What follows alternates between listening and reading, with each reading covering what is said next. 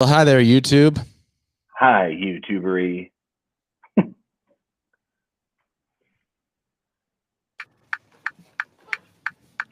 This list sucks. This list sucks. This list sucks. This list sucks. It sucks. Hey, everybody. Welcome back to This List Sucks. I'm JB. And I'm Mike. And it is sucking. not Friday. Yeah. See, this is what happens. I know. You always got to get this out of the way at the beginning. I know, and I could tell that you were getting ready to talk until I looked down and saw that you were getting ready to drink. And then you heard like this weird, awkward pause, and you're like, oh man, I need to talk. And then I was like, I should keep talking because there's going to be this weird, awkward pause. That's exactly what happened. Yep. No doubt.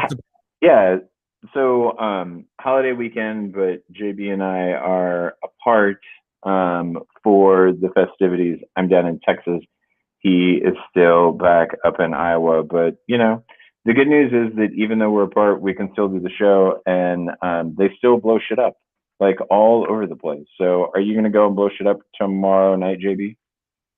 I'll be going a place where some people might be blowing shit up, but I don't personally feel super passionate about blowing shit up.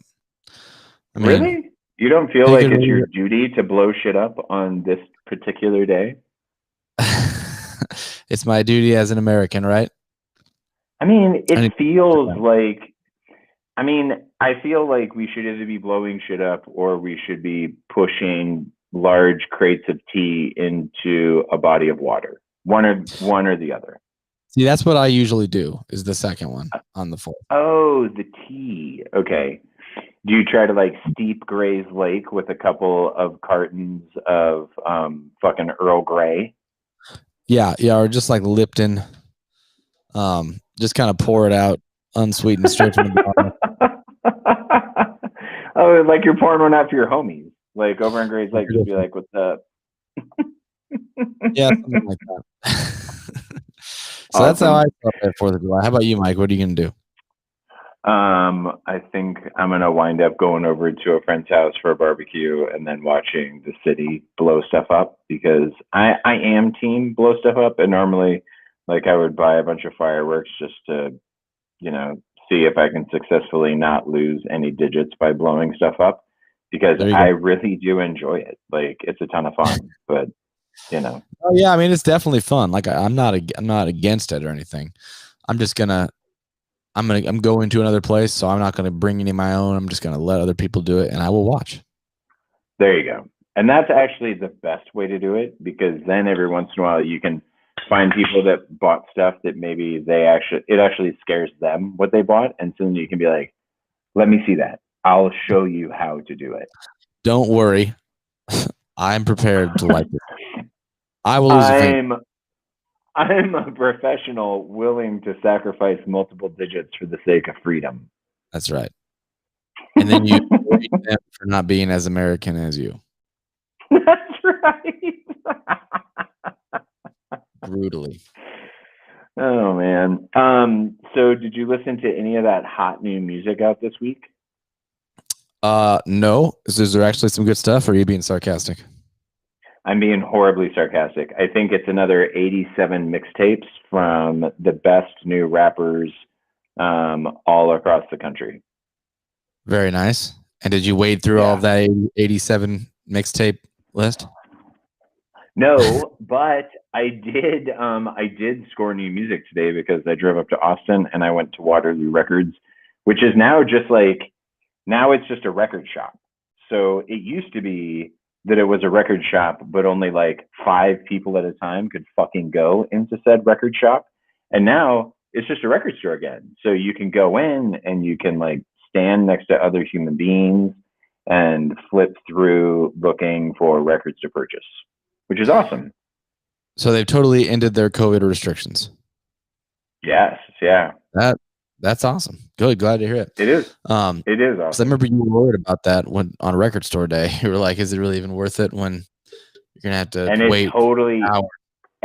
Yeah, exactly. And it totally was not. But you know what they had up there left over they had a bunch of inventory left over from Record Store Day 2020 that they had thrown out there, but they also had that Joni Mitchell Did you pick it from up? this past Record Store Day. I did not pick it up, no. Did they have any of the Dead box sets left that we talked about a Nope. couple episodes ago? Nope. Nope. No Dead box sets. Yeah.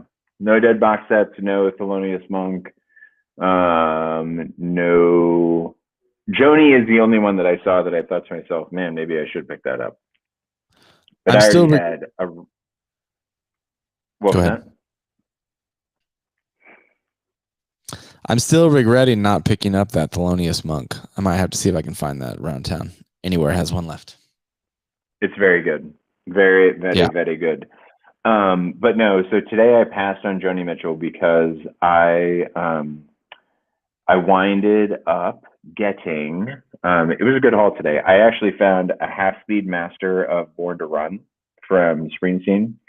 So I bought that. I also bought a used copy of Derek and the Dominoes, which I was excited to find. I did find The Innocent, the Wild, and the E Street Shuffle by Springsteen, so I picked that one up. New or used? That one's a repressing. But then I also picked up Funkadelic, Free Your Mind and Your Ass Will Follow, and that's a fucking sweet jam. I don't know what. I got a couple of other ones too. I can't remember. The best song on that is the title track, Free Your Mind and Your Ass Will Follow. It's a hell of a title, that's for sure. It is. And it's a hell of a song too. I mean, it's funkadelic, you know? So I mean, it's just really good, super, super funky jam. Yeah. So is it like a reference to dancing, or are they promoting some kind of sexual openness, with the whole ass free your ass? I'm fairly certain that it's a double entendre, JB. I mean, I can't fathom a scenario where it's not. So I'm going to go with it means both. Clearly. I like that. Works for me. I do too. What about you? Did you get any new music, new records, anything? No new records since Record Store Day for me, actually. So I'm due for a trip here pretty quick, but it's been a busy weekend. Regrettably, have not gone, but probably next weekend. I'm sure I will stop down. Usually we go about once a weekend, I would say. Just with there's a lot of good record shops around Des Moines, and it's kind of a good way to spend Saturday, but not to this Saturday. I should have. Dude, you had to recover. Last night was a long night. Yeah, it was a long night last night, exactly. So took a day off, didn't do a whole lot, kind of lounged around. Which times? It is. You got to recharge. That's what my plan is for tomorrow, because today Austin is like 2 hours away. So I spent 4 hours driving back and forth, and then a handful of other hours picking up birthday presents and doing other stuff like that, because Victoria is getting ready to turn 11. So I did have to go do some birthday shopping for my youngest. Happy birthday, Victoria. You got part of that. You hear that? Classy. Well, what do you say? You want to talk about this shit this week? Let's jump in. Yeah. So again, we always for those unaware, we are going through Rolling Stone, the list of the 500 greatest albums of all time. Five albums per episode is what I'm going for there. Today we're picking it up at number 335, which is Bob Dylan and the band, The Basement Tapes, from 1975. Bob Dylan and his pals spent the summer of love in Woodstock messing around in the basement of a house they called Big Pink. The songs were so deeply weird, they sat unreleased for years until the Basement Tapes finally collected bootleg favorites like $1 Million Bash and You Ain't Going Nowhere. For a deeper dive, see the 2014 box set. They were a kick to do, Dylan told Rolling Stone's Jan S. Wenner in 1969. That's really the way to do a recording, in a peaceful, relaxed setting in somebody's basement with the windows open and a dog lying on the floor. Don't disagree with that. That sounds like a good environment for creativity.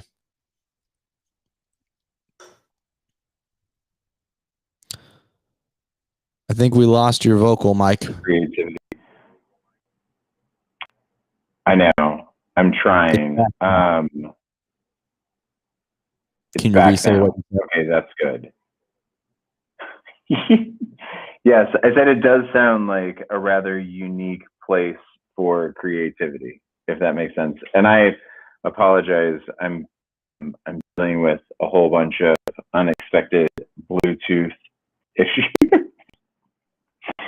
because every once in a while Victoria is in the other room playing around on the iPad, and so my headphones will connect to one of the iPads that she's playing on, and it just turns into mayhem on my end. So I apologize because I think I had some type of emo like new metal type of music just start playing in my ears randomly while you were reading through that description from Rolling Stone. So and you're like, JP's probably not playing that.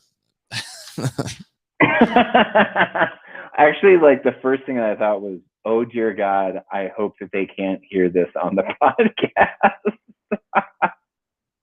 Well, unfortunately, we couldn't, as much as I would have loved to be able to hear that emo new metal. Okay. No, you really do not.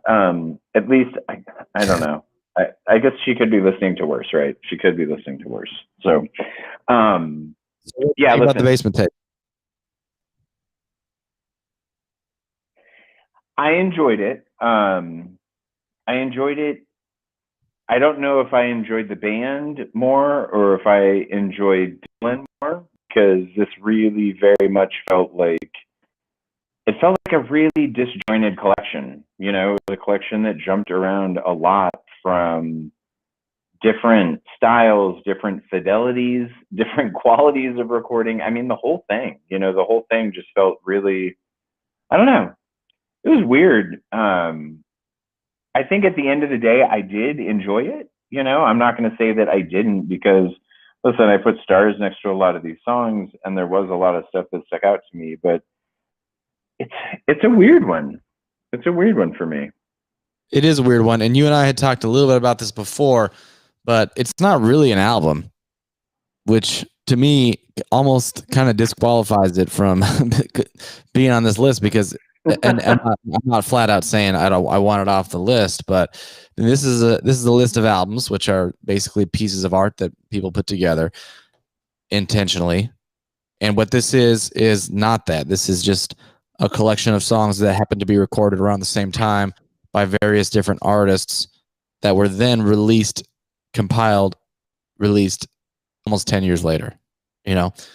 So it's really cool to listen to it, but yeah, it's pretty disjointed. It's kind of like a random collection of songs. And like Mike said, different fidelities, because they were clearly not all recorded in the same circumstances or even the same location.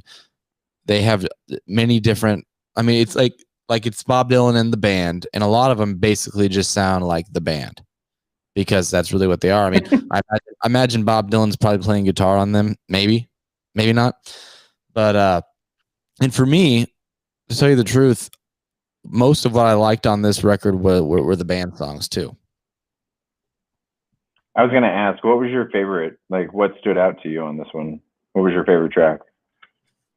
There were a couple that definitely stood out in the first section, or the first half. I really liked Katie's Been Gone, and I really liked Lo and Behold, and I really liked Bessie Smith.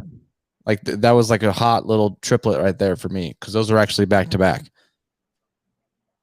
Yeah. Some solid choruses. You didn't like going to... Go ahead. You didn't like going to Acapulco? Yep, I put 2 stars next to that one for sure, but I put 3 stars next to those 3 that I just read off. Oh wow! See, my favorite, like my standout from all of these, was Tears of Rage. I loved Tears of Rage a lot. It was probably like halfway through, almost exactly halfway through the disc, maybe. Yep, and that one I put a couple stars next to that one too, actually too. That was kind of a sad, like folk one, right?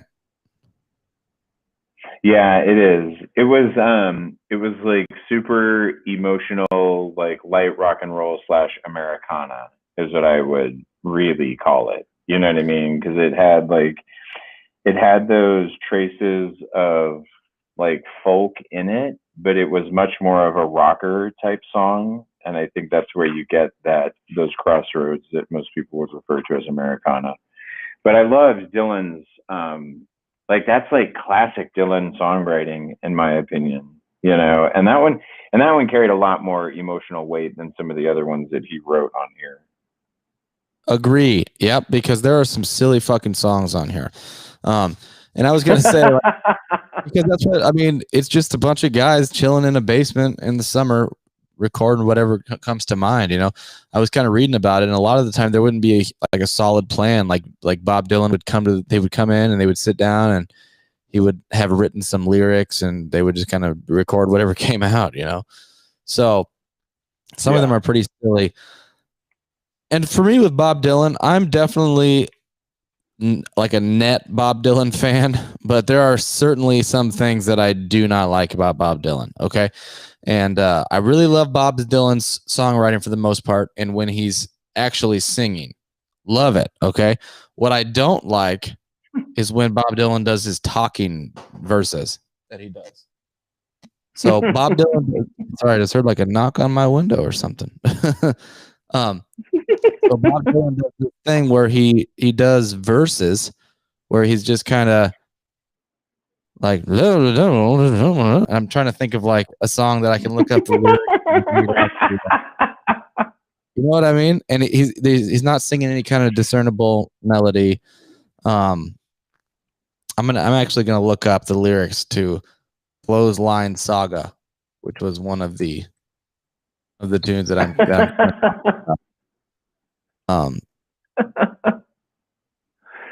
laughing because I know exactly. I mean, he's basically just like Dylan does this. He does this big time. He's just like the next day, everybody got up, seeing if the clothes were dry. The dogs were barking. The neighbor passed. Like, enough of that shit. But it's hard because that's also, I mean, for me, like that's something that I find very appealing to the way that Dylan writes, because so many of his songs are a story, right? Like he views songwriting as storytelling, and I think the Dead do that too, you know. So there's lots of bands that I love whenever they tell a story with their songs, but at the same time, sometimes Dylan can go overboard with it. And like you need to have a story that's also combined and rich with like metaphor and imagery, I think, for it to work best. And I'm not against the storytelling. It's just like the literal vocal delivery of it, because I didn't have this complaint at all with the last Dylan record that we had, John Wesley Harding. A lot of those were storytelling. John Wesley Harding. He didn't do that. Yep. But he didn't do any of that thing where he was just talking, you know? And especially as the record went on, there were several in a row. I mean, like, Heavy in a Bottle, didn't like it at all. It just kind of ruins it for me. I'm trying to look through. There's I didn't like that. I didn't like that either, by the way. Tiny Montgomery didn't really like too. Yeah, neither. Actually, that's funny because I wrote wow, way shittier sound quality here. Yeah. You Ain't Going Nowhere. I liked the chorus on that, but the verses were more of those Bob Dylan talking kind of verses. But also, okay, so another one of my very favorite tracks, which is actually a fantastic song, and it's probably going to be my vote for when we get to the playlist bonus for this album, would be the final track, This Wheel's on Fire. Did you know that one? That was a jam, dude. No, I'd never heard that before, but I noted the minor chords, like, because it wasn't something that you heard very frequently at all on this record. You know what I mean? Yeah. Like there wasn't a whole lot of discord or use of minor chords in general. But like that one, it was just like it was all over the place. It was mostly minor chords, and it felt so different and so fresh compared to the rest of it. Yeah, especially like on the verses, and it's almost like spooky on the verses because there's minor chords and there's Yes. also a diminished chord that just kind of sounds really ominous and just a fantastic chorus, big harmonies. Love that one. So, and that was actually the only one that I knew off of this entire record. Oh, so you had heard that before? Oh yeah, yep. I had definitely heard that one because that's like a common band song. I think that's even on. Oh. I think that's on The Last Waltz. I want to say. Listen, I'm sure that it is, dude. The Last Waltz is fucking. It's like cataclysmically large. You know what I mean? Like it's just so like there's so much on there. What did you think? Just a few tracks before that, what did you think about Nothing Was Delivered? I loved the chorus on that song. Okay, yeah, that's what I wrote. Great chorus. It was kind of funny song too. I mean, it was like someone haggling over a transaction where the person didn't deliver, right? I mean, they were just basically like, "Hey, exactly. You're not leaving here until I get what was promised, and it wasn't delivered. So fuck you." That's basically what that's. Yeah. Yes. Yeah. I mean, I read into the metaphor a little bit more, I guess. Like, I didn't think that they were talking about like a sack of wheat or anything like that, you know? Who knows? Yeah. Okay. So now listen, let's get to the meat and potatoes of this. What are you going to do with this? Because I think we're both in the same place. Like, I didn't hate it. This wasn't anything that I listened to and I was like, God damn it! Like, why did I listen to that? I'm glad I listened to it. Yeah, I didn't add it to digital. I don't. I mean, I might. I guess I wouldn't be against picking up the vinyl, but I'd want to find it pretty cheap. I'd want to find it used and cheap. I feel the same. I wouldn't be against picking it up on vinyl at all, especially because these have to be some of the really early band recordings. And I like the band a lot, and it's a cool collab between. I mean, because that's where the band really came from. They used to be like Bob Dylan's backing band. Yeah, they were Dylan's backing band. Yeah. Yep. So it's kind of cool to see the genesis of them, and I wouldn't be opposed to having it in vinyl at all. In terms of digital, I didn't add it, and I think it's probably too high on the list for me, quite a bit. Quite a bit. Yeah, I mean, I'd probably take it a lot closer to 400, I guess. Yep. Yeah, I think we're pretty close there. And just for the reason that it's not even really an album. It's like more of a compilation. Well, yes, it's and I don't have issues with compilations necessarily, but this is also just like, to me, it feels like it's a really poorly compiled compilation, I guess is the best way to say it. It's not very cohesive. Musically, it feels like you're listening to a shotgun, like you're listening to all the different pellets of a shotgun. And yeah, like I wish they would have, I don't know. I wish they would have done it a lot differently than what they would have. And I think it could have been a more compelling product. So yeah, agreed. And also, just it's kind of interesting about that. I was thinking about the fact that it was done during the Summer of Love. Mm-hmm. Yeah, and it's like it's kind of confusing. Like you think Bob Dylan would be somehow involved in the Summer of Love. It's almost like he thought he was too cool for it. And he was going to go hole up in a basement in New York. Dumb hippies. Well, but remember, he was also trying to recover from a motorcycle accident. So he was convalescing. Oh, yeah, no, you're totally right. That pretty much explains that. Yeah. They're like, Bobby, why don't you come down to the park and dance with us naked? And he was like, well, because I almost killed myself on a motorcycle and I don't feel very good. And they're like, all right, Bobby, go record some music at Pink House. Yeah. Yeah, or Big Pink. All right. What do you say? You want to move on? Because we got a lot of circle jerking to do. Yeah, we gotta get to that. So Here we go. All right. You go for it. Okay. Yep, 334 from 1970. Next, we're going to be talking about the album Abraxas by Santana. Rolling Stone says, Black Magic Woman, the top 5 hit from Abraxas, is definitive Santana. Afro-Latin grooves and piercing lyrical psychedelic blues guitar. It's a cover of a Fleetwood Mac song written by one of Carlos Santana's guitar heroes, Peter Green. The album's other hit was also a cover, Tito Puente's Oye Como Va. The clarion quality of Santana's solos inspired many guitarists, especially artists looking to bridge seemingly divergent styles, including Prince. Masterwork here. Oh yeah, absolutely. There's been a couple albums so far on the list that are just those albums that everybody knows by such impactful artists, and I think that I know that maybe we thought it was too high, but what's the Jefferson Airplane record, Surrealistic Pillow. Surrealistic Pillow. I felt similar about that one. And yeah, this album is amazing. Sorry to those listening if you can hear fireworks. There's apparently someone shooting them off right outside my window. So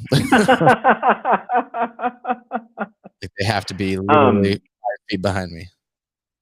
So I'm glad that you brought up Surrealistic Pillow, JB, because it's I remember when we got to it so early in the list, I was just as taken aback as you were that it was as low as it was.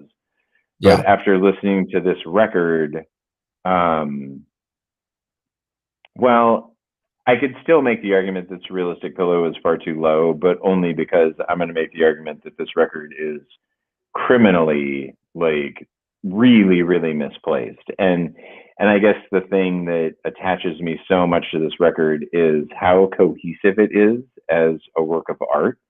I mean, it's almost like a jam set in a lot of ways. The way that most songs flow into one another, and when you talk about marrying divergent musical styles, like the psychedelia of late 1960s with that Latin feel, it's fucking magic, absolute unabashed pure magic. 100%. And it's certainly a unique mashing of styles. I don't know that a lot of people had done that sort of thing at that time. Actually, no, they hadn't. I mean, pretty much Santana's the first one to merge Latin music with psychedelic music. That's right. At least as far as I know. And yeah, speaking to what you said, it totally does feel like a live set almost. Like the first song, Singing Winds, Crying Beasts, feels like a total easy instrumental introduction to the rest of the album. It's kind of there's cool wave sounds. There's a great little bass line that comes in, but it's just like a psychedelic introduction to what's to come, Well, it's funny because last week they were Rolling Stone was totally sucking Brian Eno off because they're like, oh my God, ambient music, Brian Eno, ambient music. What the fuck do you think this is? You know what I mean? Only this is way more interesting ambient music, I mean, it's just... You mean specifically that first song? Yeah, especially Singing Winds, Crying Beasts. It's so perfect. I mean, it's literally it's just the most perfect introduction to what you're getting ready to encounter as a listener. Yeah, there's no song that I only gave 1 star for. Every song has at least 2 stars. And actually, there's only 2 songs that I gave 2 stars to. Everything else has 3, 4, or 5 stars, of which I gave multiple songs 5 stars. So for some reason, I only gave the last track 1 star, and I'm wondering if that's because I just forgot to keep writing. Who knows? But I'm kind of in the same boat. Every single song is starred. Most have more than 1. And there's a couple 5s for me. How many 5s do you have, just out of curiosity? I have 2 5s and then 4 4s. Yeah. Wait, hold on. I have 2 5s and 3 4s. Yes. Yeah. Counting is So hard. I gave counting is hard. Yeah. So Yeah. Black Magic Woman, Gypsy Queen, I gave 5 stars next to, and then I also gave 5 stars next to Samba Pati. And then 4 stars went to Oye Como Va, Incident at Neshabur, and Hope You're Feeling Better. So Black Magic Woman was actually a 4-star for me. Wow. Is that just because you've heard it too much? No, because I don't think that's a problem at all. I liked Oyo Como Va more. That's like I think Oyo Como Va, like their version of it, and I know it's a cover, but their version of it is just so iconic. I mean, it's just like synonymous with that genre of music. Like that's what you think when you think that genre of music. You think, or at least I do. I think Oyo Como Va. Incredible bass line, so simple but so powerful. Just delicious guitar licks, that classic organ sound, all those little stops. That organ, dude. That organ is so good. All those great like stops that they do in there, the hits and the vocals. I just love everything about that song. So that's a 5-star for me. And then we're on the same page with the Samba Pa T. That was a 5-star for me as well. It doesn't, I mean, especially for you as a guitar player, like that's literally, it's just like, it's the most like romantic guitar line, right? Like it's just like the sweetest, like most romantic thing. And then, but honestly, for me, the MVP of that song is when that fucking organ comes in. When the organ comes in with like those great big giant chords behind that like so delicate guitar solo, it's incredible. Like that's I don't know, that's what music is made of, right? Just moments reading like that. my notes and stuff, I'm like beautiful guitar melody and then like beautiful organ, and then I literally wrote, God damn, this is gorgeous. Yeah. Serious highlight is what I wrote. And interesting little note about he just wrote that like after, you probably read the same thing, but he wrote it after hearing a saxophone, like a jazz saxophonist play right outside on the street of outside of his apartment, and he was like inspired to write like a jazzy tune. So that's where this came from, and I'm glad. So if the sax player wasn't there that day, we wouldn't get this song. I know, fuck that. I'm glad that he was. I'm glad that he was, and I'm glad that we got it. Okay, so what were your 4s then? So your 4s were Black Magic Woman, and what else? Mother's Daughter. Okay, I gave that 3, but I'm not gonna quibble with you too much about it. Yeah, that was a great one for me. Some really, really cool like unison bends that Santana was doing on his guitar. Just a really solid energy, and I liked the vocals on that. I love the vocals on that too. Greg Raleigh, I think, he's also the keys player. It's kind of a straight up rock tune. Very, very good. But going back real quick to Samba Pati, so for me, that was what really helped me realize what, at least personally, what makes Santana so amazing on the guitar. Because, I mean, he's certainly technically skilled, but that is not like his number one strength. Like if you could stack him up against other guitar players that are just far more virtuosic in terms of their fingering and their technical ability and stuff. That's not really his strength. His strength is that he's so vocal with his guitar. Like he makes it seem like he's singing. Like he's so expressive in the melodies that he comes up with and the notes he strings together. It just, I mean, it sounds like he's like singing straight to your heart, with his guitar. So to me, the note that I made in my notes for Samba Pazzi was the emotion of the guitar, and that particular, like his tone plays a big factor in that with me too. But I wrote the tone and the emotion is unmistakable, and it is like that's. And you said this, right? That's what makes Santana Santana. is being able to create that depth of emotion through the sound. Yeah, and it's not easy. There's a lot of emotionless, guitar players out there, and no one can possibly say that about Carlos Santana. There's a lot of emotionless virtuosos, Exactly. but in that kind virtuosity can only take you so far. Yep.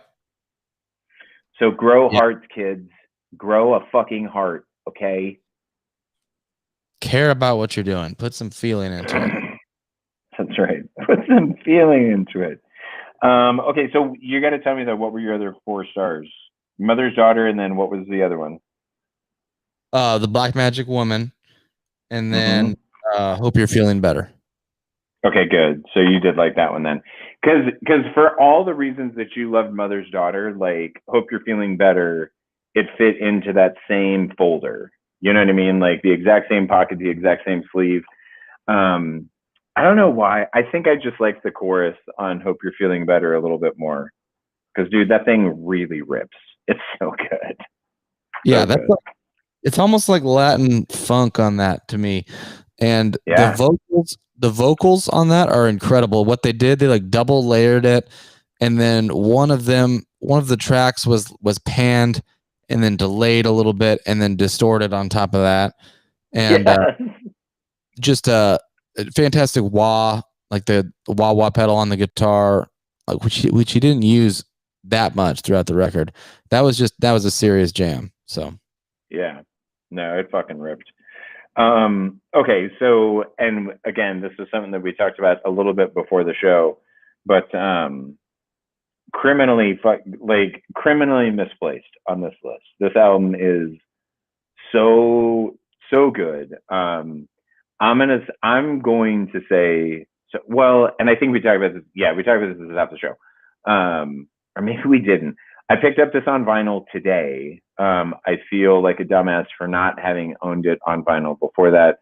I did add this to digital because this is something that I've listened to a ton just in the past week and a half, and I'm going to continue to listen to it more. So all of those things, yep, check. And just in terms of placement, this thing is just, it's way too fucking high, meaning it should be far, far lower on this list for me. I'm going to say this is at least 185 too low, because anything above 250 for me on this list for this record is insanity, pure insanity. If you had told me like before this week and you said, hey, Santana Abraxas is like in the top 100, I would have been like, yeah, that makes sense. Right?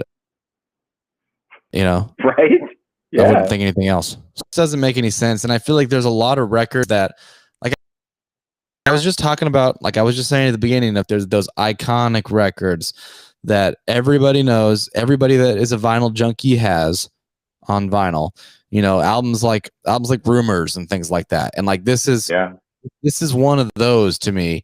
This is one that everybody that has a turntable is going to have at some point. And it's just one that everybody knows. Its influence on on just pop culture in general and music in general cannot be, overstated. And so I think there's going to be a lot that I feel that way about that are going to be way higher than this, and I just feel like it belongs closer to those ones. Yeah. Yep. I already had this one on vinyl. I did not add it to digital, but just because I have it on vinyl, I spin it occasionally, and this is one I've known for a long time. So glad to get to it. Good to revisit it. A pleasure to listen as always on this one. Yeah. But good job for fucking up, Rolling Stone. Well done, morons. Try harder next time to make your list not suck as much, because it does. All right, what do you say? Let's move on. Okay. 333, we have Bill Withers. Still Bill. Oh, hold on. Give me 1 second. Do you have that pulled up, Mike? I do. You want me to go into it? Yeah, my computer just like refreshed and it's gone. So okay. You go ahead and do that. All right. So 333, Rolling Stone says about Still Bill. Too many black artists get conned into doing so-called standards, Withers said in 1972. Songs by white writers who make the big money. On his second album, Withers simply decided to write his own standards. The friendship anthem Lean on Me became his signature, while the propulsive Use Me would become one of the most beloved tunes of all time, later sung by D'Angelo, Fiona Apple, and many others. If Just As I Am introduced Withers as a vital voice, Still Bill solidified him as a songwriter's songwriter. So what do you say? Hell yeah. This album is incredible. I can't speak highly enough. This is probably as much as I love Abraxas, I mean, this might be my highlight of the week. And it Really? probably is mostly owing to the fact that I already knew Abraxas pretty well. And I'm sure you did too, but this album is amazing. Like, this is another one for me. It looks a lot like my Abraxas page, just in terms of the number of stars. Wow. Okay, so listen, I will say this. I starred everything. There's not a single song on here that I didn't star, but at the same time, Lean on Me and Use Me, which, Rolling Stone talks about in their description. Listen, those songs are on such an unbelievably next level. But everything else on here, it's really good. It was good enough to get 1 or 2 stars, but that's what I did. And I feel like maybe, and I spent a fair amount of time with this record, so I don't even feel like that it was that I shortchanged it by any stretch of the imagination, because I didn't. I really did enjoy it, but it just wasn't as, I don't know, it didn't carry the same weight as Abraxas did for me, but. Yeah. Well, it's one that I encourage you to keep listening to, Mike, just because like some of these grooves just seep into your soul. And obviously they used me and the Lean on Me, but I mean, I might have more stars on this page than I do on my Abraxas page. I'm like just looking around. Wow. I've got 4 stars on the first track, Lonely Town, Lonely Street. Such a funky little simple groove. And it's a prime example of simplicity is underrated. Like the way that he just it's all in the drums too, is really what it is on that song. The drums just shit pop. It's really just 2 parts of the entire song. It just goes back and forth. There's like a chorus and then there's a verse, but when he goes into the chorus, it like kind of builds some tension and it drops back into that funky verse, and it's just bliss for me, So actually I have 3 5-star songs on this one. Ooh, okay. So Use Me and Lean on Me, I'm assuming. And then Who Is He and What Is He to You? Whoa, you gave that 5 stars, really? Love that one. Yep. That's amazing. It's a fantastic. What'd you give it out of curiosity? I mean, I gave it 1 star because I loved the notion of it, right? Like basically like it's a song about his cheating bitch girlfriend. Yeah, exactly. I mean, that's like there is, we were talking about Dylan with storytelling in his songwriting. Dude, this is storytelling in songwriting. It doesn't get any better, but goddamn, it's dark, dude. Like really dark. Yeah, a lot of it is. I mean, yeah, I kind of feel bad for a little bit throughout the album a couple times. Poor guy. You don't need to let her treat you that way. I know. Like especially on Use. Oh Jesus, dude. Use Me is fucking brutal. Fucking brutal. But no, I mean, Lonely Town, Lonely Streets, like I put 2 stars next to that because I agree with you. Like I really, really loved the funkiness of that. And then Another Day to Run. I love that one too, especially the guitar playing. Benoris Blackman on that song in particular, like there's just these wonderful little like just these little guitar licks and flourishes and runs that he does kind of buried behind Bill Withers in that song, and I just loved it. Like I thought it was so beautiful. Yeah, and actually I was trying to figure out if that was a clavinet with a wah or if it was a guitar, because like sometimes it can almost sound the same as a guitar, like a clavinet with a wah pedal on it. Do you think that's what it was? Do you think it was a clavinet, not the guitar?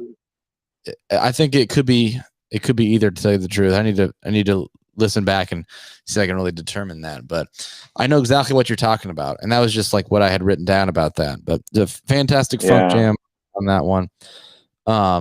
Kissin' My Love is another 4-star for me. Mm-hmm. Really love the hits. Dude, on that. That bass line kicks ass on Kissing My Love. Oh yeah. That almost seems like kind of Stevie Wonder-y.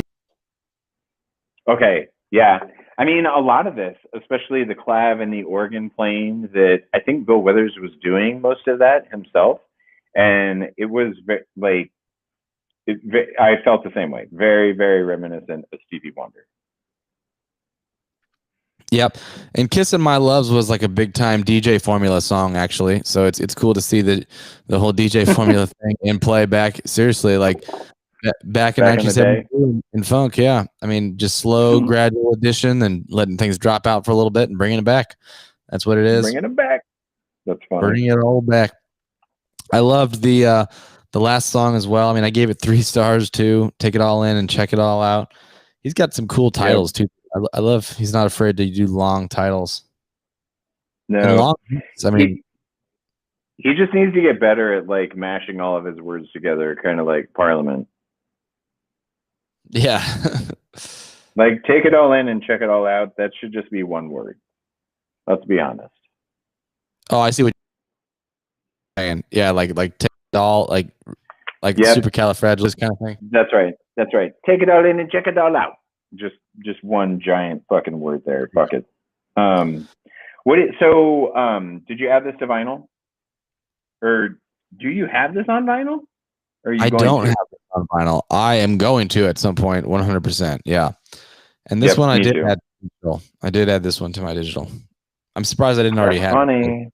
I've played a lot of these songs at gigs throughout the years. Like, people love hearing this shit.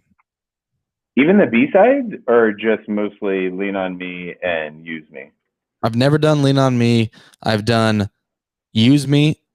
I'm obviously done Use Me. Everybody does Use Me. I've done Kissin' My Love. Oh, you have? Nice. Yeah, Kissin' My Love I had played before.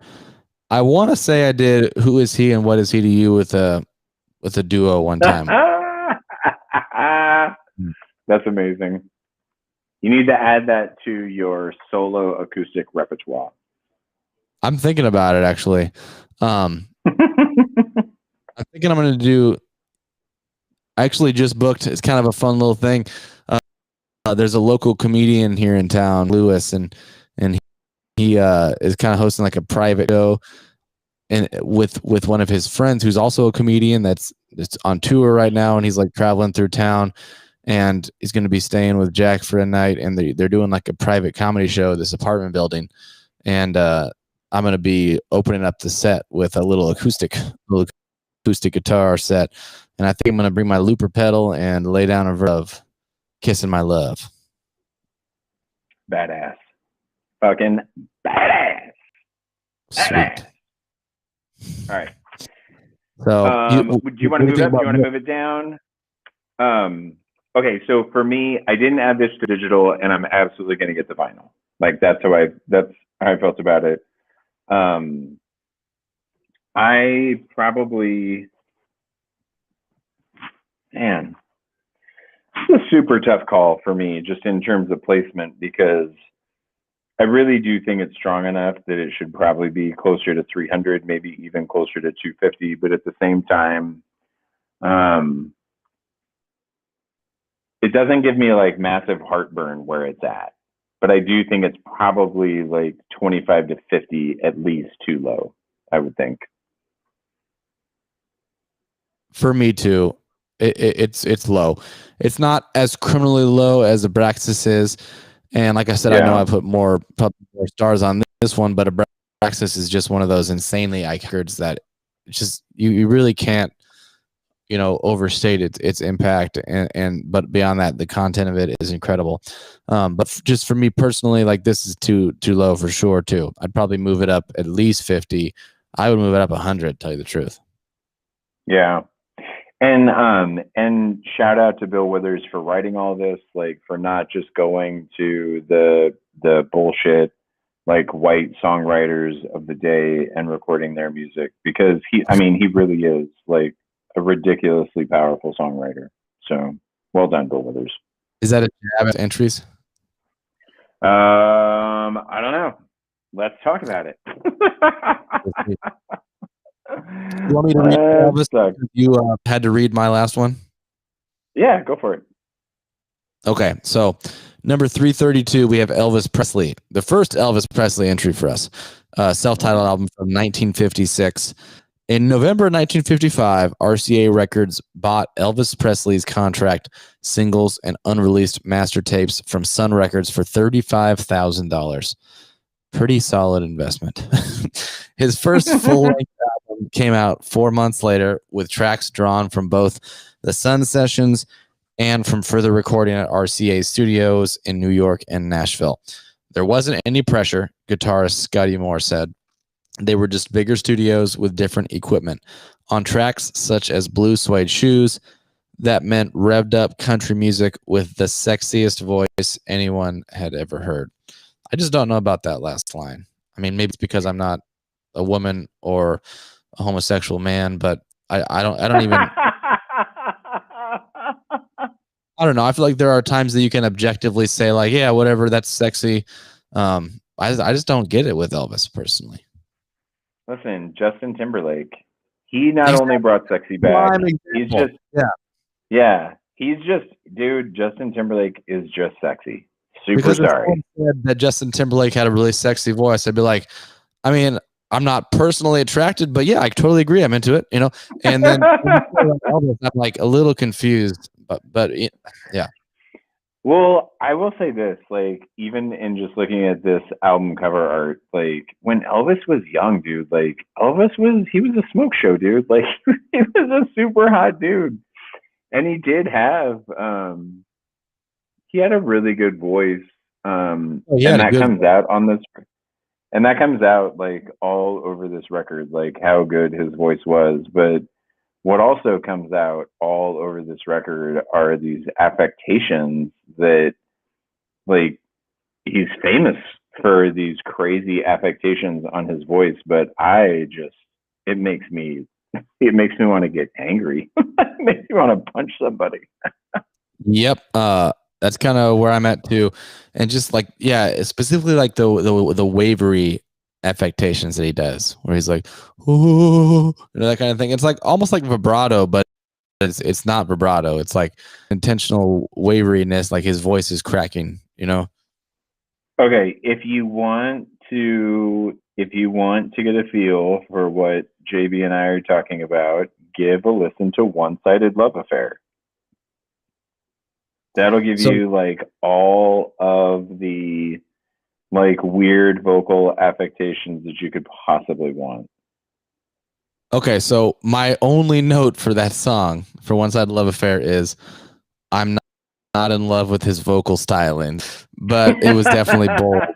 Like that. I mean, it was like kind of a bold thing to do at the time. Just kind of a racy demeanor to put out there, or persona. Yeah. I put stars next to a few of these songs. I put stars next to I Love You Because. It's a nice little ballad. Like his voice was really good.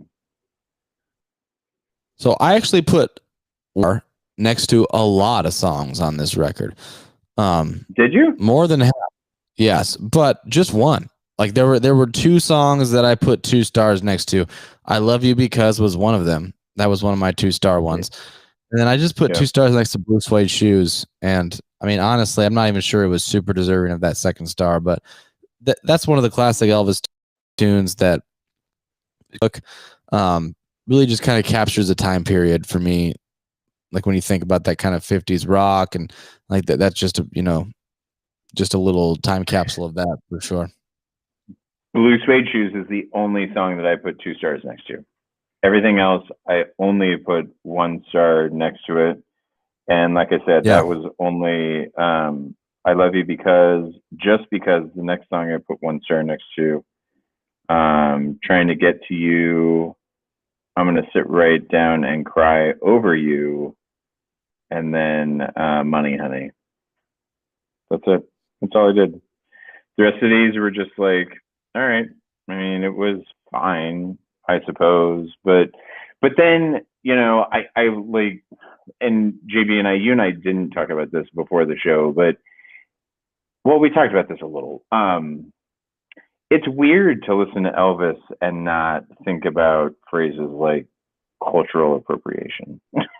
Which I'm like, that's not really like me. Like, I don't sit around and think about those things all the time because I think that by and large, I think that everybody becomes better by like stealing and borrowing like things from every culture, if that makes sense. Totally. Like, but when you rip it off and then you make a shit ton of money off of it and you build your whole career off of it, that's a little different. All right. I mean, I didn't say it, you did, but yeah, right? Because that's what Elvis did. Like, Elvis basically brought, like, Elvis brought black people music to white people, and he made a fuck ton of money doing it, and that's where it does get weird, especially when you think about, like, earlier you and I were talking, because to me, a lot of this sounded like Delta blues, and you mentioned rockabilly, and you're absolutely right. I mean, I have the word rockabilly written down probably 5 times throughout all these notes, Yeah. So I'm right there with you. But when you think about, like, basically how many Delta bluesmen just literally died penniless paupers in fucking ditches, and then Elvis died, granted, on a toilet, but just like filthy, stinking rich on a toilet, Exactly. Yeah. It's hard. It's hard and weird. And I get that. Yeah, I think I didn't really honestly think about that much until you had mentioned that originally, but I definitely agree. It's weird. It's hard to know how to feel about it, but I mean, he's just one of those people that, I mean, it's Elvis. He's such an icon that it's hard to not at least enjoy some aspect of what's going on here. No, and I do. And listen, I'm glad that Elvis did what he did. You know what I mean? Like, cultural appropriation, all the rest of that kind of, like, whatever argument aside, I'm glad that he did what he did. You know what I mean? Because without Elvis, you don't get fucking anything out of the 1960s.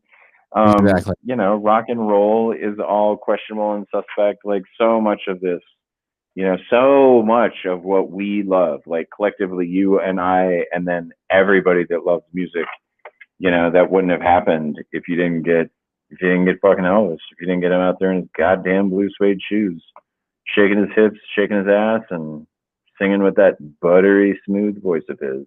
That's right. The track Blue So what are you Moon, doing with this thing? Oh, go ahead. Well, what did you write about that track Blue Moon, the 11th track? I wrote Thief of Delta Blues does Italian ! Sleepy cover of a classic. It's okay. It wasn't great, but it was better than what I expected. Literally, that's everything I wrote. It almost sounded like soul music to me. Which, there's not a lot of soul around at that time, so it might be kind of an earlier example of that. But again, it's like probably it's like gospel influenced, I would say, which is obviously where soul came from. Has its origins. Yeah. So yeah, just interesting. Yeah, listen, I didn't like that cover, and I really didn't like the Tutti Frutti cover either. Yeah, I didn't like Tutti Frutti much either. The sound production was really weird on it. It was actually a lot better than the rest. That kind of weirded me out. Just a 12-bar blues though. But I wasn't a fan of the lyrics. You know who that was originally? No. Yeah, I don't know either. I was just asking. But the cover of I Got a Woman, I gotta say, I'm like straight up not a fan of that. Well, when I was listening to that, I was listening to this album when I was here, for the first time. I was listening to it with like eating dinner with my girlfriend on our back porch, and we were listening to it, and I literally turned it off and I switched over and played the Ray Charles version because I was just like, it's just so much better. I mean, that's what I want to hear when I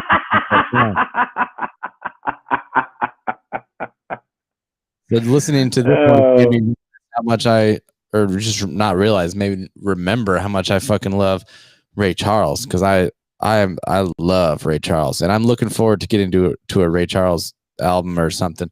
I don't know if it'll be like a compilation. I mean, that's gotta be, yeah, but I mean, that's got to be coming soon, right? I mean, wouldn't you think? Unless it's just a really good compilation, and then it doesn't come until the very end or something. Yeah, that's a good question, because I don't think there were a whole lot of like albums. I mean, I know, like, especially when he was superbly popular, it was more like singles and things like that, kind of like Elvis was until this record. So it'll be interesting. I mean, there were definitely some albums, like the country album that he did, whatever that was, like Country Greats or something like that. I can't remember what it was, but it's going to be, we're going to get some for sure. Do you think we get more Elvis? We have to, right? Yeah, I do think we get more Elvis. I think we probably get at least 2 more Elvis is what my guess would be. And I think that they're just going to try and pick shit out over like middle, not quite fat Elvis, and then just like fat, coked out, like give me another fucking peanut butter banana fried sandwich kind of Elvis. Cool. I look forward to that. I'm glad you do. What do you want to move this up? Do you want to move this down? Do you want to own the vinyl? I'm assuming you did not add it to digital. I did not. I did not add it to digital.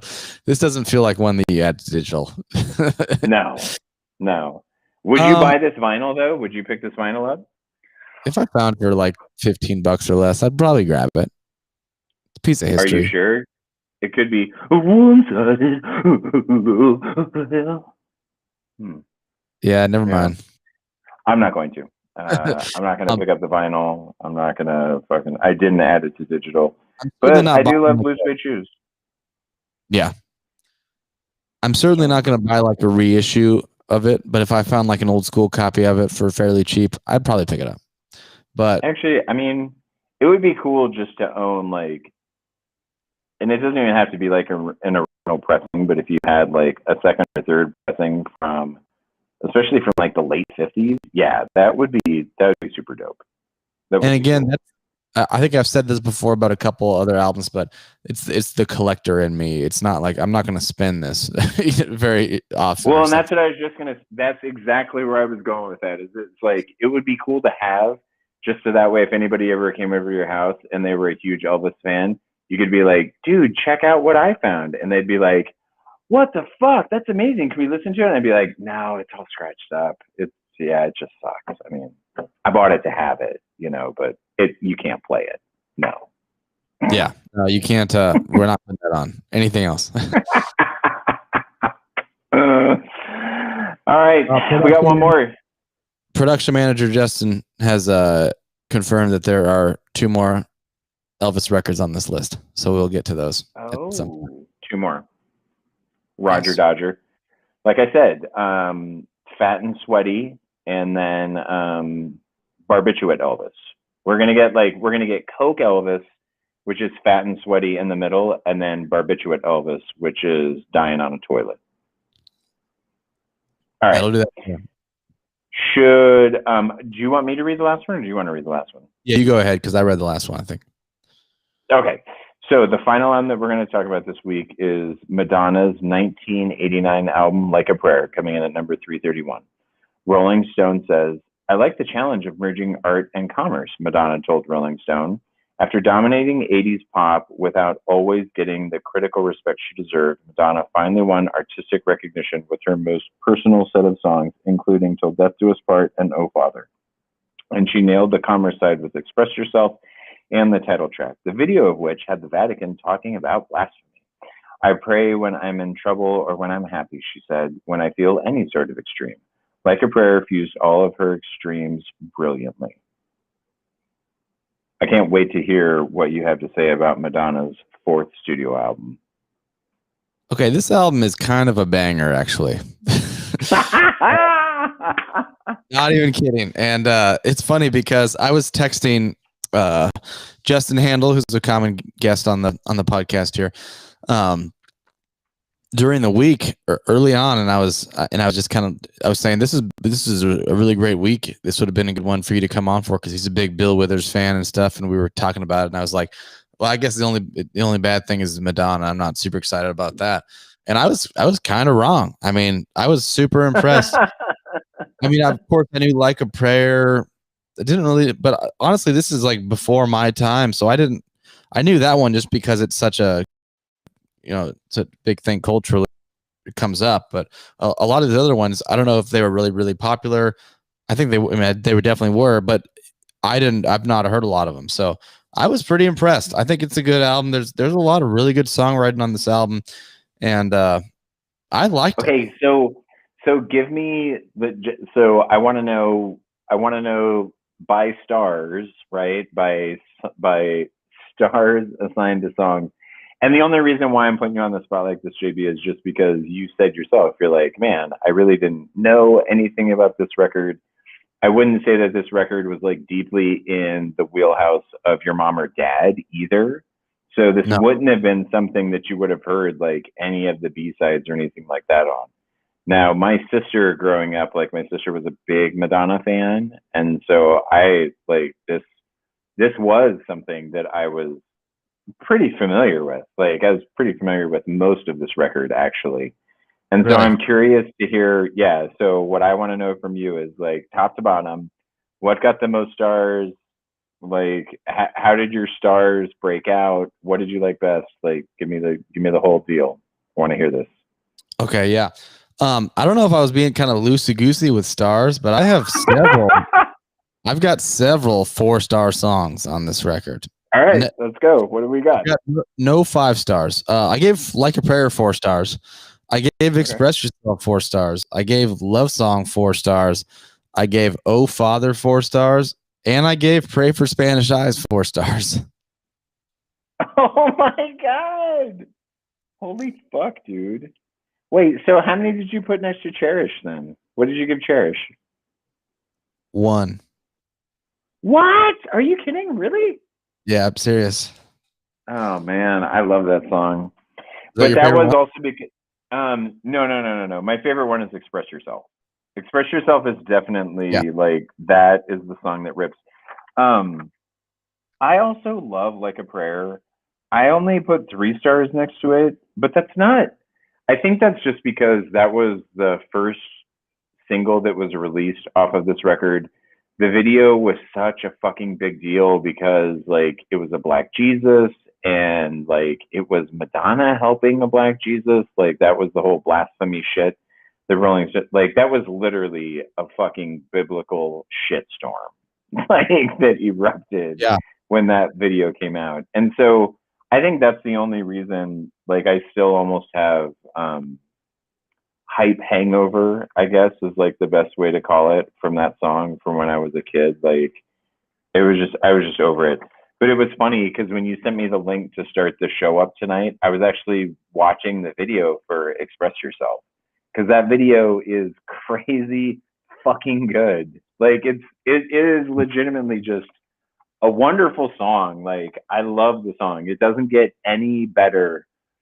Pop music for me, when Madonna does pop music at her best, it's right up there with like it's up there with Gaga, it's up there with like Britney Spears, fucking Taylor Swift, all of these just like pop megastars, Janet Jackson. Like when Madonna rips, like she crushes, and Express Yourself is that. It is definitely that. But I love Cherish too. Like Cherish is a song that that kind of hits me in the same spot as Express Yourself. But that was also because it was a single that was released that she did a video for, and I remember the video. Like I remember the video very clearly in my head, And I didn't watch any of the videos. That's a mistake. I do remember reading about the Like a Prayer video because didn't that prompt? I mean, there was a lot of backlash, right? Like Pepsi dropped dropped her sponsorship or something. That's correct. Which I feel like, yeah, it's crazy just thinking about the time, because like these days, I don't think that would be a problem at all if someone released a video like that. I guess, I mean, what's going on with like the little Nas X video thing? With the fucking vampire Satan worshiper shoes and everything else that guy's got going on. Yeah. You know, like we've encountered this a couple of other times on the list, like Miranda Lambert, Marvin Gaye. Man, we've had a more recent example of like music as therapy, but that is all over this record a lot too. Till Death Do Us Part, Jesus, dude. Like, I hope Sean Penn never fucking listens to that song, because if Sean Penn would ever listen to that song, he knows very clearly everything that he did wrong in his marriage with Madonna, which is just kind of heartbreaking. But then, Oh Father was fucking crazy musical therapy, like Very, super very crazy. right. I mean, that song's basically about her kind of breaking the her like shackles, right? Like she kind of, Yeah, like throughout her childhood and her just her life in general and her career, music even, she was always kind of subservient to, like, I was reading, like subservient to some kind of male power figure that was calling all the shots for her. And that song was about her kind of breaking those bonds. And what's really wild is, you know, this was her fourth studio album, so you get this version of Madonna on here. And if you go back to her third studio album, which was True Blue, the very first lead single off of True Blue was Papa Don't Preach, which was another one of those like musical therapy songs, basically about like young woman with a father that doesn't understand why like a woman might want to have a child outside of a marriage and outside of like traditional family structure.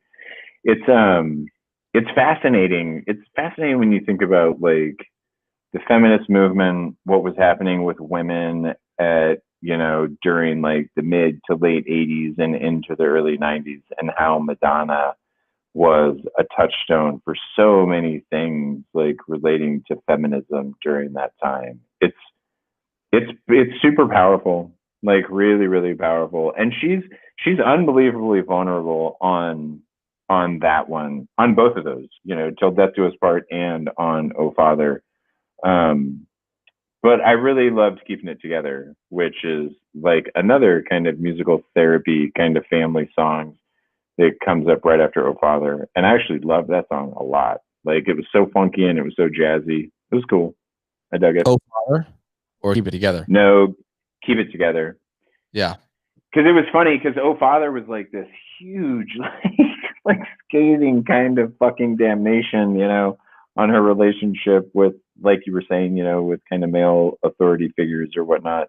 And it was just so emotionally telling. But then the next song, it was like I don't know, it was a very uplifting, almost polar opposite or antithetical, you know, response to Oh Father in some ways. But even like musically, Oh Father is incredible, man. It's like it's this weird little synth line opens it up, and then it gives way to this grand, like symphonic piece of music. I mean, it's beautiful. It almost sounds like a fantasy movie soundtrack for a little bit, but then it goes into a little bit more of a like a band kind of performance. But really, really good chorus on that one. Like it's like I was, where I'm going with this is there's some really, really good songwriting on this record. Like Pray for Spanish Eyes has a fantastically written verse. Like the chord progression on the verse and the melody that goes along with it is really, really solid. Like it's, I was just kind of writing. I took notes and I was just thinking, this is a really well written song. Like, well, you don't get that a lot in pop. A lot of times you get like three chords and a droney house beat and a really, really catchy hook, and that's what it is. But like, that's a well written song. Just for, you know, that Pray for Spanish Eyes is really unique too, because you actually get like a rough version of Madonna's voice, which is basically nowhere ever to be found, right? Like that, I don't think that any producers ever like asked Madonna to create any type of harshness to the tone of her voice. And yet in Pray for Spanish Eyes, and I wouldn't like I described it in my notes as a roughness. And basically it was just her allowing, like she was pushing her voice to a point where you got a little bit of like, I don't know what you would call Grit. it, like natural. Yeah, what would you say? I said some grit. Yeah, and that's perfect. That's the exact word, and it's and I like it. I like it a lot. Like I love it when Gaga does that, because Gaga does that a lot, where she pushes her voice to like to a grit. Miley Cyrus did it a bunch on her more recent works, and I love it when that happens. But you rarely get that from Madonna. Rarely. Yeah. And honestly, like I said before, I'm not super familiar with Madonna. Like, do you think there's more to check out by her? Yeah, all of her early, like, I mean, listen, you have to accept what you're going to get with Madonna. You're going to get pop music, right? But as long as you don't look at pop music as a pejorative, if you just want like good songwriting, like catchy songwriting, because to me, like that's the hallmark of really good pop music, is it earworms you, right? Like it drills down into your head and it just doesn't, like, you can't shake it out. Her first fucking 4 discs are nothing but just earworm joy, particularly Like a Virgin, which we will absolutely see Like a Virgin on this list. I actually bought Like a Virgin on vinyl, as well as True Blue on vinyl, which was her third studio LP, which I also really enjoy. But dude, her self-titled album is unfucking believable. Like her debut is so good, especially for a debut record. Yeah. Now I don't think we see that one. We're, like I said, we're definitely going to get Like a Virgin, because that has Like a Virgin. It has Material Girl on it. Yeah, there's no way that we don't get Like a Virgin. But I don't know what else we're gonna get. I don't think that we get any of like. I don't think we get anything. Fuck, we might not get anything later than this, dude. This might be the most recent Madonna album that we get. Maybe Ray of Light. Maybe Ray of Light. When was her debut? Do you know, like roughly? 1983, I think. Hang on. Wow, that's earlier than I thought. Well, I know that Like a Virgin came out in 1984, and so actually 1982 may have been her first. That may have been the very first thing that she ever released, was a single. So Madonna, the self-titled Madonna album, was released July 27th, 1983. So it was recorded in 82. Wow. And then Like a Virgin was released in November of 84. True Blue, June of 86. And then this one, Like a Prayer, in March of 89. But dude, she has a super deep catalog. Really, really deep catalog. And she's really good, dude. And again, like you gotta realize what you're jumping into, right? Because what you're getting into is just unabashed pop music. But it's really, really well done. You know what I mean? Justin confirmed on this one as well. 2 more Madonnas coming our way. So it's Like a Virgin, and it's something else. Don't tell us what it is. Something else. It has to be Like a Virgin. It has to be Like a Virgin. I don't know. Yeah, I don't know what the third one's gonna be. Yeah. What did you think about Love Song? You know what? I put 1 star next to it, but it wasn't one that necessarily. No, I'm sorry. I put 2 stars next to it. I wrote the word. Oh, you know what? That's funny. I actually did make a kind of an interesting note. I described it as a deconstructed pop love song. Yeah. Does that make sense? No, totally. Deconstructed makes sense because it's kind of spacey. It's almost like industrial at the time, at times, and it's got like 80 reverby drums, kind of sporadic instrumentation. Like it's not like everything was going the whole time. You know who was on that, right? No. That's Prince. What? Playing guitar? Yeah, man.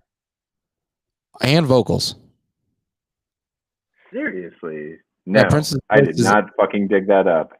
listen back to Love Song and like, because I was listening to it and I was like, who is that? Is that Lenny Kravitz? For some reason, I thought for like a second, too early for that. But yeah, it's Prince. Totally.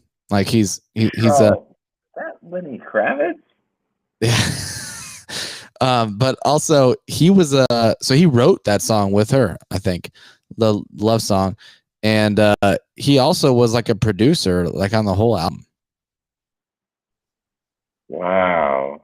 Did you know that? So no, I did not. And actually, so I'm just looking at it right now, and it says all tracks written and produced by Madonna and Patrick Leonard, which I remember seeing Patrick Leonard getting writing credits on basically everything. But then with Love Song, it's noted here with Prince, writers and producers, Madonna and Prince. Yeah. Man, that's awesome. I'll go back and I'll dig into it again.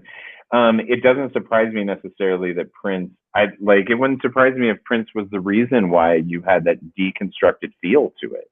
You know what I mean? I think that's exactly what it was. Yeah. It's cool though. It's definitely cool. I'm happy. Like I'm happy that we got to our first Madonna. I'm excited to get to more Madonna because she really is, I mean, just a fucking wizard when it comes to creating just really catchy earworm type pop music, you know. And it's a great hallmark of it. I'm glad that this is the first one that we're getting. She is a wizard. And you mentioned Lady Gaga earlier. To me, that's like where like I hear Lady Gaga here. Like that's where yes. She has to be her biggest influence, I would think. I mean, seriously. Yeah. Yes. Yeah. I mean, I can't speak for Lady Gaga, but musically and sonically, yeah, I think you're spot on. That's how it comes out. Like Express Yourself is straight up. It sounds like a Lady Gaga song to me. I would, it sounds like Born This Way. Yeah, exactly. I mean, I probably like this one a little bit more. But it's one of my favorite Madonna songs, though. I absolutely love Express Yourself so much. So, do you think this is in a good spot on the list? Okay, so I didn't add it to digital. If I found this record though, just like I already picked up Like a Virgin and True Blue, I would pick this one up, especially after having visited with it a few times this week. But like I say, I didn't add it to digital because this just isn't like kind of typical music for me to listen to while I just have my phone on me. In terms of placement, I'm fine with it where it's at. I have a much harder time with pop music, JB. Like it's way harder for me to be either really effusive about it or really, really critical of it. And I don't know why, but yeah, this isn't one that I look at and I'm like, what the hell is it doing here? Either in a good way or in a bad way. Does that make sense? Yeah, totally. I think just the fact that it's on the list is good, and I'm happy with its position. I don't want to drop it down. I move it up either though. I think it's good. Yeah. Yep. I would agree with you. Well, it was kind of a weird week because it was a week that I looked at and I was like, oh man, this could be really hot and this could be really good. It ended up being warmer than what I thought it would be, like on first blush. But with that being said, do you want to preview next week for everybody? Yes, let's do that. So picking it up next week at 3:30, we have our second Rolling Stones. Is it third, right? No, isn't it the third? We had Some Girls. What else did we have? Man, I thought we had. I'm pretty sure this is our second. No. Okay, yeah. No, you must be right then. It must just be the second. Because you're right. I can't think of any other Rolling Stones that we had besides Some Girls at like 380 something.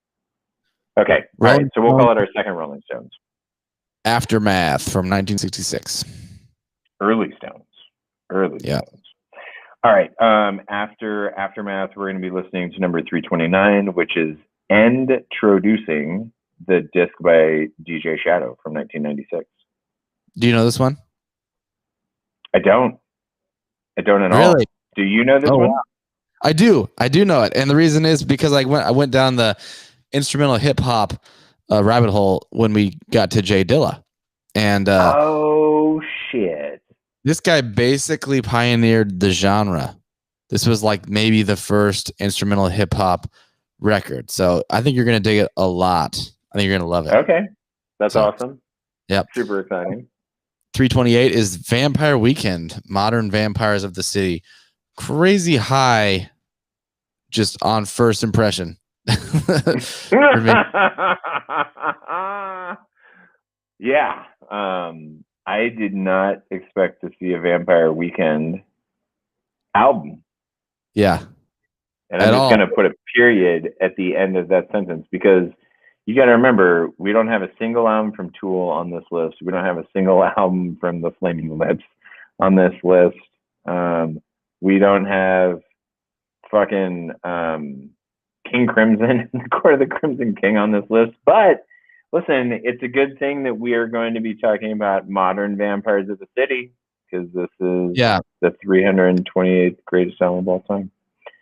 Wow. Production manager Justin is indicating that he thinks this should be higher than it is, and oh wow, and that he loves it. So, and I've already given this a listen. I've already listened to this one, and I liked it a lot. It's only been my first listen, so I'm going to give it a couple more before I really decide. But I liked it, totally did, and I imagine it's going to grow on me even more. But just kind of what you just said, I was thinking like, so this album is better than Pink Floyd Animals. You know what I mean? It's in the Court of the Crimson King is what is being asserted. You know what I mean? Yes. And it's not even as though it's like mildly better than those two albums. It's vastly better than those two albums, because those two albums don't even appear at number 500, which would mean that, you know. All right. Moving along. After that, we're going to talk about Live at Leeds, the 1970 album from The Who. Are you familiar with that? No, but I'm glad we're getting some live stuff. Dude, I mean, you and I have had this conversation off air, but, you know, like on air, there's not a ton of live albums on here. And I think you and I have had the debate. I think we both agree that Live at Fillmore East by the Allman Brothers should appear on this list at some point in time. But I'm with you. Like, I think it'll be cool to listen to a live album. Like, and I'm not the biggest fan of The Who, but it's okay. I'll take it because it's live. So we'll definitely get Live at Fillmore East. I'm sure we get Last Waltz too. Don't you think? Boy, I would hope so, because that's a fucking jam right there. I bet you we actually get Stop Making Sense by the Heads. I would not be surprised at all about that. That one would surprise me a little bit, only because there's going to be so much. Like, we've already encountered some Talking Heads, and there's clearly, I mean, there's more to come, you know. So Stop Making Sense would be interesting, but I can hope. I love the Heads. Yes. Okay. And then last but not least, 326, we have Prince. And what's the name of the record, Mike? Because again, my computer just refreshed and kicked me off the page. Dirty Mind from 1980. That might be his. Yeah, it's his first album. It's Prince's debut. Awesome. Wow. I wonder what I'm excited. That is super rad. I mean, that's, and again, you know, we've talked about this, but as, you know, just kind of as I scan through the next 5 or 10 coming up on the list, I mean, there's really, it's kind of a fascinating mix. I'm not going to lie to you. There's some stuff that I look at and I'm like, what the fuck do I have to listen to? And then there's other stuff that's like, yeah, of course I get to listen to this. So yeah, I mean, listen, thanks for joining us this week. And I hope that you enjoyed going down through these 5 albums. At the end of next week's show, we're also going to go back and revisit our favorite album from the last 25, because we're going to be closing out another 25, and before we all know it, we're going to be cutting the head off another bottle of champagne. That's right. And I couldn't be more excited for that. So that's coming up fast. I know. Cool. I mean, seriously, it's coming up really fast before we know it. So, yeah. I don't know. What do you got? Anything else? Yeah, I was going to ask you the same thing. I think I'm good. So thanks again for listening, guys. We appreciate it as always. We will see you next week. Bye-bye. And we will probably be on a different day next week as well. I should just mention that now. Yeah, let's throw that out there because it's going to be like you have gigs next week and we're going to be remote again for one more week next week. So yeah, it's going to be just stay tuned to Facebook and social. Yep, exactly. So we'll probably see you Thursday or Saturday, I would think. So we'll figure that out. Some day in the week we will do it. So other than Friday. Other than Friday. Goodbye. Bye-bye. This list sucks. This list sucks. This list sucks. This list sucks. It sucks.